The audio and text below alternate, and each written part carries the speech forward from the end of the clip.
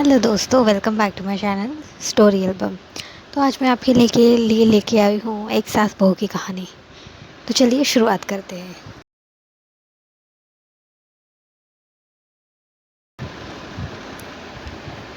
दीपा और अनीता दोनों ही देवरानी और जेठानी थी।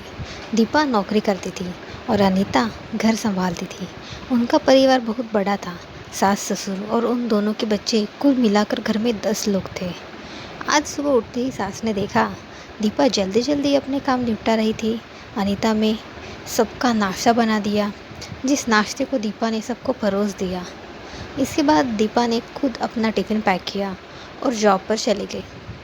अनीता ने फिर दोपहर का खाना बनाया और थोड़ी देर बैठ गई अपनी सास के पास। अनीता बोली कि छोटी बहू तेरी जेठानी दीपा तुझ पर बड़ा हुक्म चलाती है। सुबह से देख रही हूँ रसोई घर में तू ही लगी हुई है और वो महारानी दिखावा करने के लिए सबको नाश्ता परोस रही थी, जैसे उसी ने बनाया हो। ये सुनते ही अनीता ने अपनी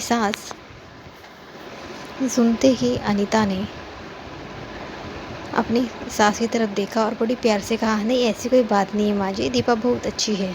सास बोली, वो भोली है अनीता, पर मैं सब समझती हूँ, इतनी बूढ़ी मैं ऐसे ही नहीं हुई, मैं सब समझती हूँ। अनीता से अब रहा नहीं गया। वो बोली कि माँ जी, आपको दीपा दीदी का बाकी सबको नाश्ता परोसना दिखा, मगर आपको ये नहीं पता कि उन्होंने मुझे डांट कर सबसे पहले नाश्ता करवाया और फिर चाय पिलाई, और वो रोज़ ही मुझे सबसे पहले ही नाश्ता करवा देती है, वरना सबका नाश्ता बनाती तो मैं नाश्ता ही ना कर पाऊँ। वो मेरा कितना ख्याल रखती है। दीदी सुबह जल्दी उठकर मंदिर की सफाई करके फूल सजा कर रखती है, और वो मुझे खुद से 1 घंटा लेट उठने को कहती है, क्योंकि मुझे उठते ही नहाकर सीधा रसोई में ही जाना पड़ता है। शाम को ऑफिस से आते वक्त दीदी बाज़ार से सब्जियां भी लेकर आती है। दीपा दीदी रोज़ शाम को आकर खाना बनाने में मेरी खूब मदद करती है, चाहे वो कितनी भी थकी हुई हो। वो मेरी जेठानी ज़रूर है, मगर वो मुझे अपनी छोटी बहन ही मानती है और मैं उन्हें बड़ी बहन मानती हूँ। सब सुनते ही सास चुप हो गई। शायद उसकी चुगली अनीता के आगे फेल हो चुकी थी। शाम को दीपा सब्जी की थैली अनीता को पकड़ाते हुए बोली कि अनीता, सब्जियों के साथ वाले थैले में तुम्हारी फेवरेट लेखक की किताब भी लाई हूँ। ये सुनकर अनीता खुश हो गई और बोली, थैंक्स दीदी। अनीता सब्जी की थैली किचन में रखी और किताबें रखने अपने कमरे में चली गई। तभी माँ जी ने दीपा को आवाज़ दी, बड़ी बहू ज़रा यहाँ आना। दीपा बोली, जी माँ जी। तभी सास बोली कि तुम इतनी मेहनत करके कमाती हो और ऐसे ही फालतू किताबें खरीद कर पैसों की बर्बादी कर रही हो, वो भी अपनी देवरानी के लिए। वो तो वैसे भी घर में क्या करती है, तुम दिन भर मेहनत करती हो और वो घर पर आराम करती है। इस बात पर दीपा मुस्कुराई और बोली, क्या माँ जी, आराम? और अनीता, उसे तो कह कह कर आराम करवाना पड़ता है। सुबह से बेचारी लगी ही रहती है। किचन में सबकी अलग अलग पसंद, मेरे और उसके मिलाकर 4 बच्चों का टिफ़िन, सब वही तो करती है। फिर भी उसके चेहरे पर हमेशा एक सुंदर सी मुस्कान ही रहती है। सुबह की चाय पीने का भी समय नहीं रहता उसे, और जब दोपहर बच्चे आते हैं फिर उनका खाना, उनकी पढ़ाई सब वही देखती है। वो है, इसलिए मुझे बच्चों की चिंता भी नहीं रहती और मैं अपना पूरा ध्यान ऑफिस में लगा पाती हूँ। कुछ दिनों पहले ही प्रमोशन मिला है।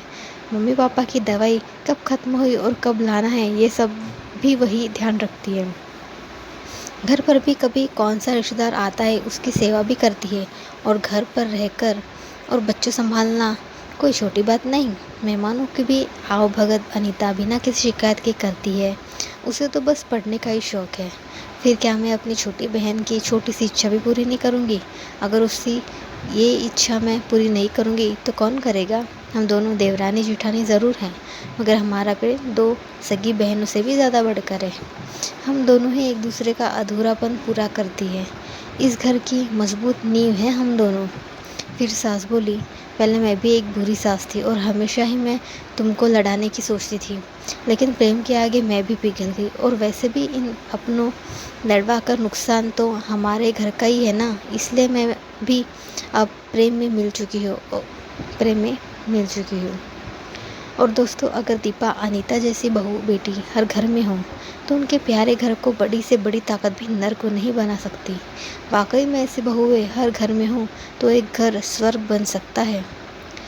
तो दोस्तों आपको ये कहानी कैसे लगी नीचे कमेंट करके हमें ज़रूर बताइए। अगर आपको ये कहानी पसंद आई हो तो अपने दोस्तों के साथ ज़रूर शेयर करिए और ऐसी प्यारी कहानियाँ